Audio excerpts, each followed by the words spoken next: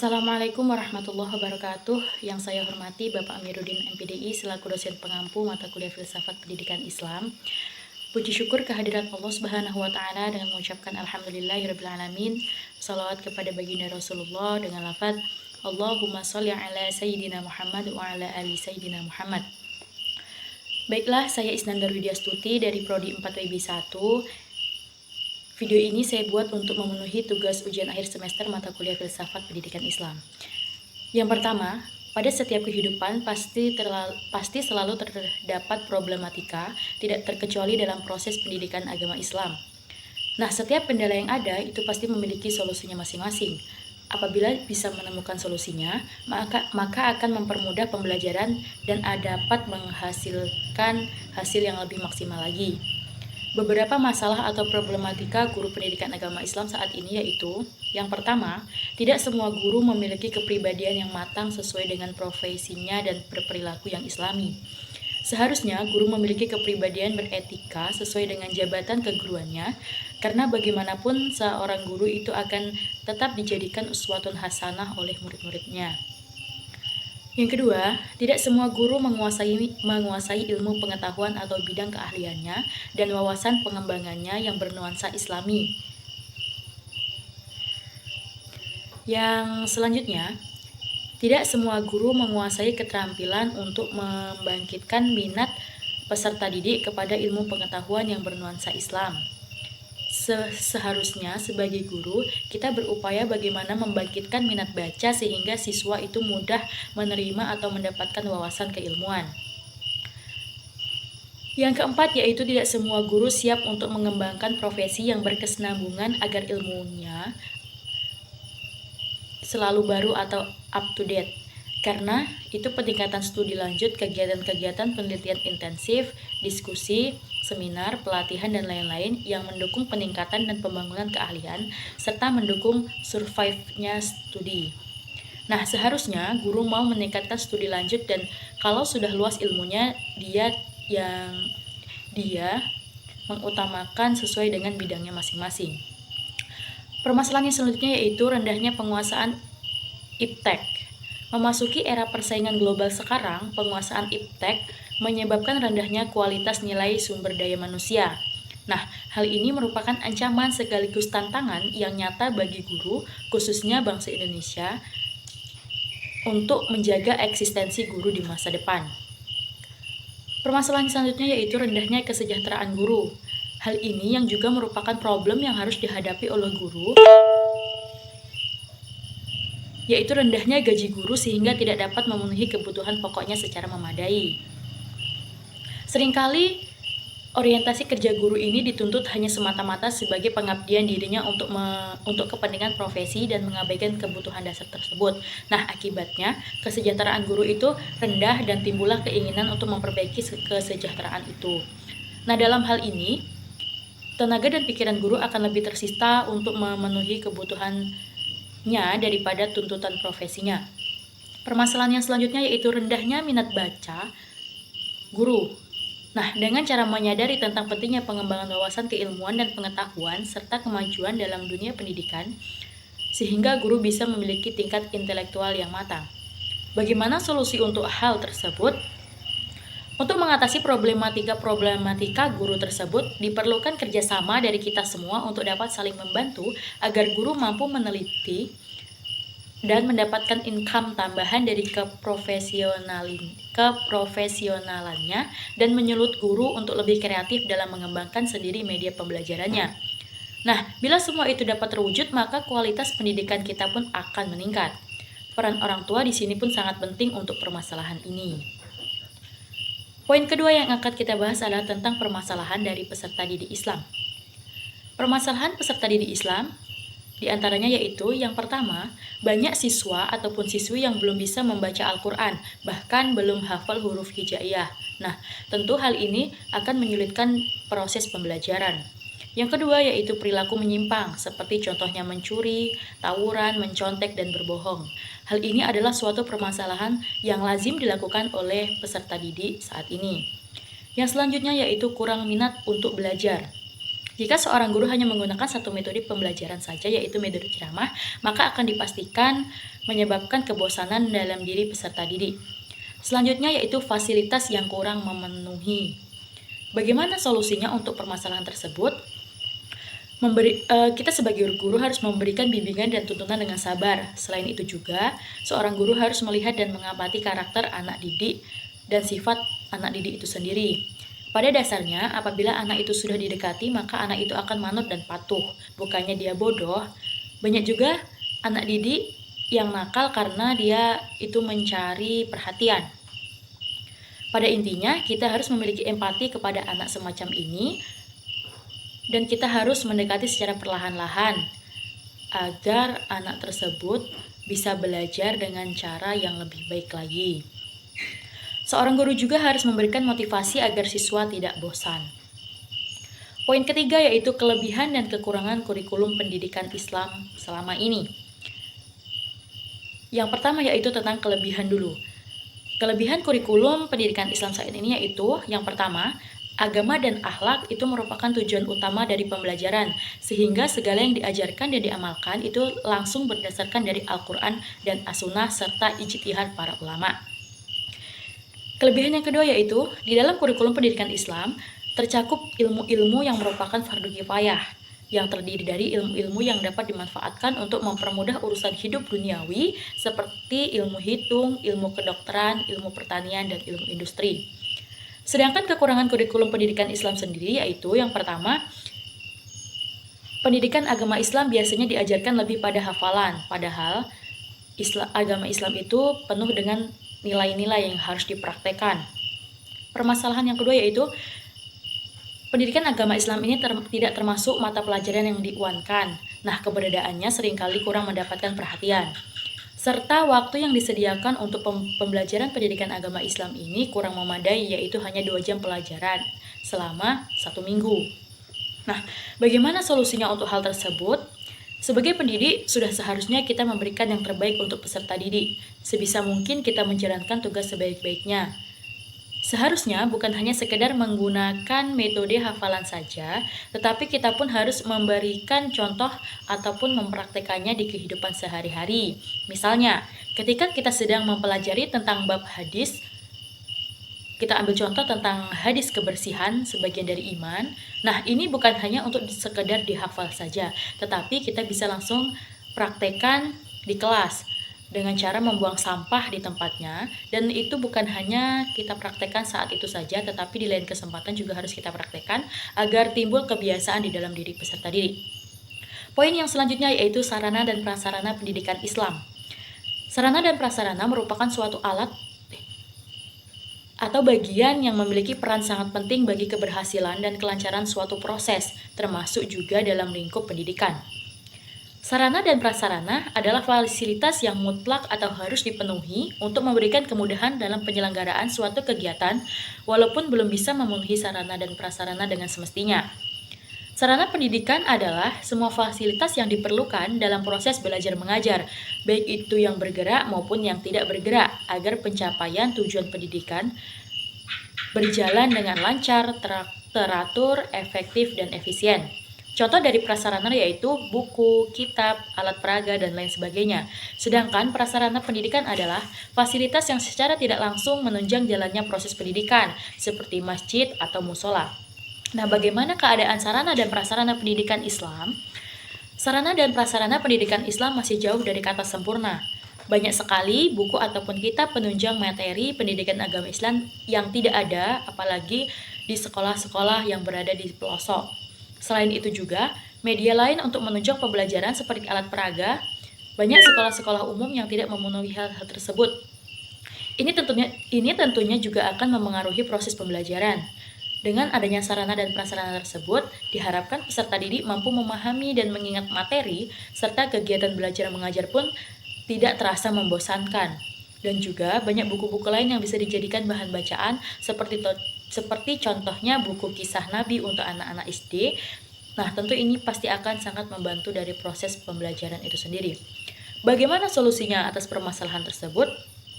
Seharusnya pemerintah juga memberikan bantuan buku-buku atau kitab tentang pendidikan keagamaan, bukan hanya tentang pengetahuan umum saja.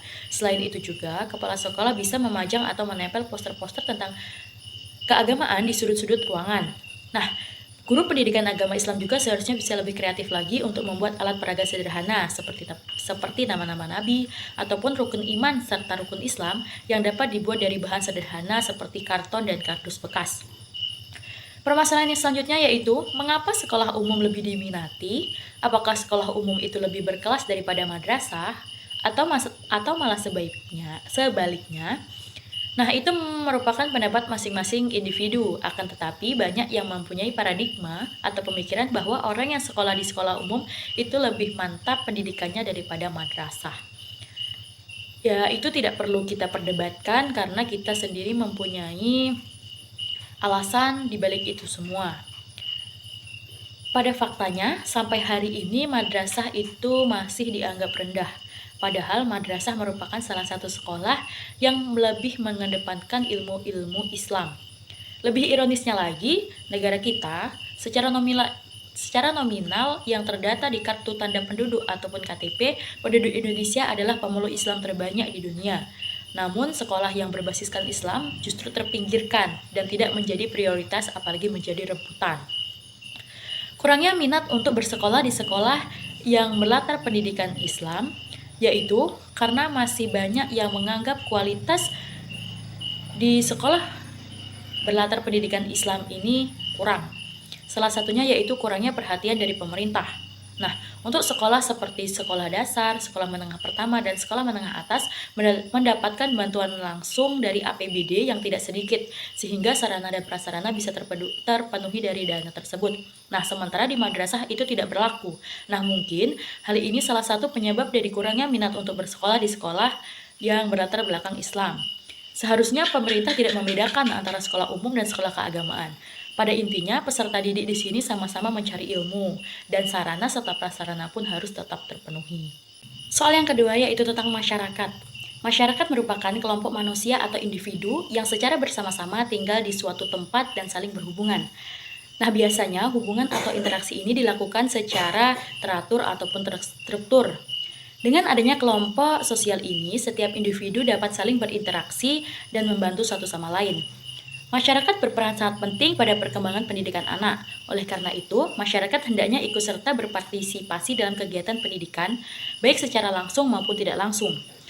Pelaksanaan pendidikan itu sendiri tentu akan berdampak terhadap masyarakat itu sendiri. Dengan begitu, terdapat korelasi atau hubungan positif yang timbal balik atau saling menguntungkan antara masyarakat dan pendidikan. Nah, semakin baik pendidikan diselenggarakan, maka akan semakin berkualitas pula masyarakat itu sendiri. Begitu juga sebaliknya, semakin berkualitas dan baik masyarakatnya, maka akan semakin baik pula kualitas pendidikan yang diselenggarakan. Beberapa hal yang harus dilakukan oleh masyarakat untuk meningkatkan mutu pendidikan Islam yaitu yang pertama, mendirikan lembaga pendidikan agama yang berbasis mutu. Suatu lembaga pendidikan keagamaan secara umum masih tetap dianggap lembaga pendidikan nomor 2 jika dibandingkan dengan sekolah-sekolah umum. Masalah ini juga yang dapat menjadikan perhatian para pengamat pendidikan Islam. Maka wujud nyata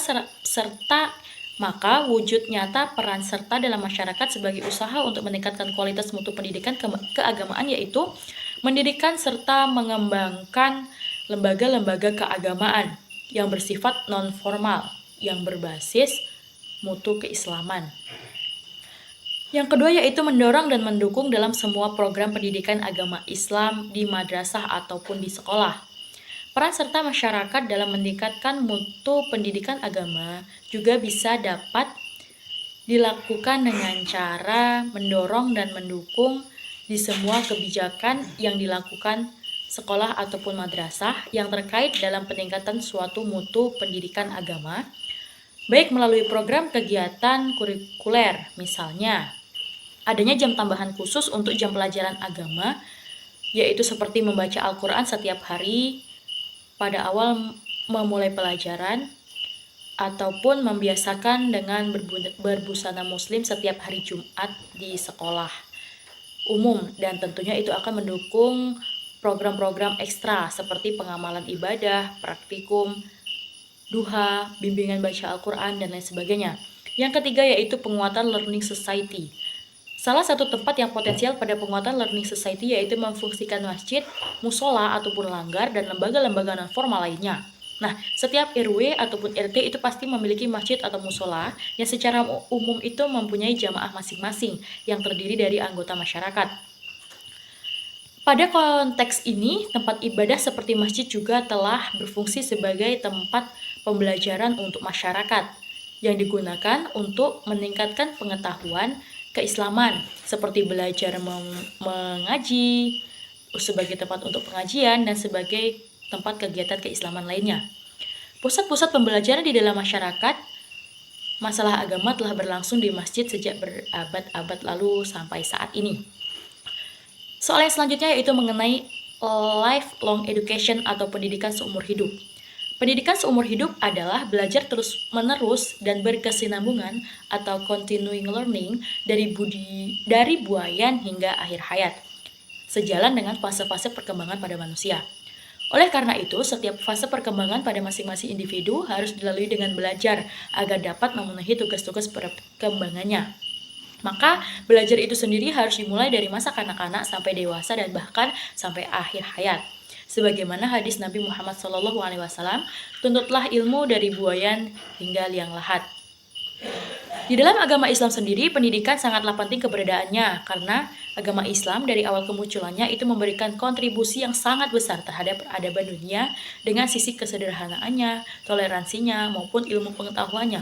Nah, maka dari itu, setiap umat Islam haruslah menjunjung tinggi nilai-nilai keislaman dan wajib atasnya untuk menuntut ilmu yang berguna sepanjang hayatnya, sebagaimana hadis Rasulullah SAW, talabul ilmi fardhatun ala kulli muslimin. Menuntut ilmu itu wajib bagi setiap muslim. Hadis riwayat Ibnu Majah dinilai sahih oleh Syekh Albani dalam Syahih wa Dhaif Sunan Ibnu Majah nomor 224. Implementasi pendidikan sepanjang hayat sendiri di dalam masyarakat, contohnya yaitu yang pertama, mengadakan program pengembangan keahlian seperti BIMTEK dan penguatan ataupun peningkatan kualitas pengelola lembaga pendidikan Islam. Program ini dilaksanakan berdasarkan variasi latar belakang pengelolaan lembaga pendidikan, serta variasi kondisi geografis dan potensi sumber daya alam yang ada di masing-masing daerah. Nah, program ini dimaksudkan untuk memperbaiki sumber daya manusia. Yang selanjutnya yaitu pemberantasan buta aksara. Masalah buta aksara sendiri kadang masih dianggap hal yang sepele atau masalah biasa, padahal masalah ini sangat terkait dengan mutu suatu bangsa di mata internasional. Yang selanjutnya yaitu mengadakan pengajian rutin tiap minggu dan diselingi dengan tausiah dari ustadz maupun ustazah. Yang selanjutnya yaitu memperbanyak buku-buku pengetahuan umum maupun tentang pertanian di perpustakaan yang ada di desa, yang mana buku tersebut bisa bermanfaat untuk menambah wawasan di masyarakat. Persamaan antara Nahdlatul Ulama dan Muhammadiyah cukup banyak, akan tetapi jika kita menyebut di antaranya saja, NU dan Muhammadiyah adalah sama-sama menganut ajaran Islam, hanya mengakui Tuhan yang satu atau Esa, ialah Allah, mempercayai bahwa Nabi Muhammad adalah utusan Allah, dan menjadikannya sebagai suri tauladan dan kitab suci yang harus dipedomani yaitu Al-Quran, serta kiblat yaitu Ka'bah, yang keduanya sama-sama berusaha menjalankan kelima rukun Islam sebaik-baiknya. Perbedaannya, Muhammadiyah lebih banyak berkonsentrasi dalam pendidikan formal, sedangkan NU tetap melestarikan pendidikan pesantren. Namun demikian, perbedaan itu hanya bersifat perbedaan pemahaman keagamaan dalam hal-hal yang bersifat khilafiyah terhadap perbedaan cabang-cabang agama, bukan dalam hal masalah pokok. Misalnya tentang jumlah rakaat sholat dan lain sebagainya. Dan dalam realitasnya, kedua ormas Islam, Muhammadiyah dan NU ini telah berkembang dengan pesat dan bertahan dari beberapa dekade, serta sangat berpengaruh di Indonesia dalam segala dimensi pendidikan, sosial keagamaan, politik, dan budaya. Namun dengan demikian, masih banyak persamaan kultur organisasi sehingga persaingan antara ormas tersebut tidak pernah menimbulkan konflik sosial.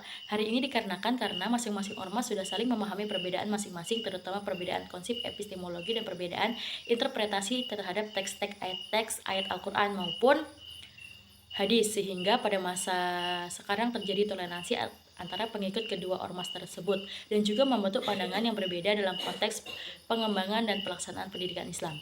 Tidak dapat dipungkiri bahwa kiprah organisasi Muhammadiyah dan NU dalam bidang pendidikan Islam sangat berpengaruh di Indonesia. Dua organisasi tersebut merupakan aset umat Islam yang bernilai strategis. Muhammadiyah dan Nahdlatul Ulama tetap eksis dan semakin berkembang dengan pesatnya sampai saat ini.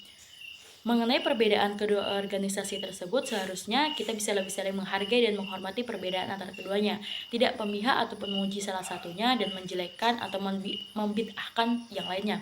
Karena Allah Subhanahu wa taala suka terhadap orang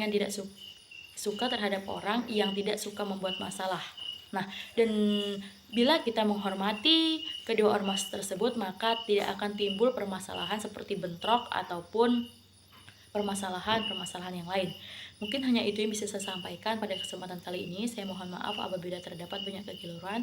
Semoga apa yang saya sampaikan bisa bermanfaat dan semoga saya mendapatkan nilai yang bagus dari hasil dari video ini. Saya mohon maaf apabila terdapat banyak kekeliruan. Saya akhiri wabillahi taufiq wal hidayah. Assalamualaikum warahmatullahi wabarakatuh.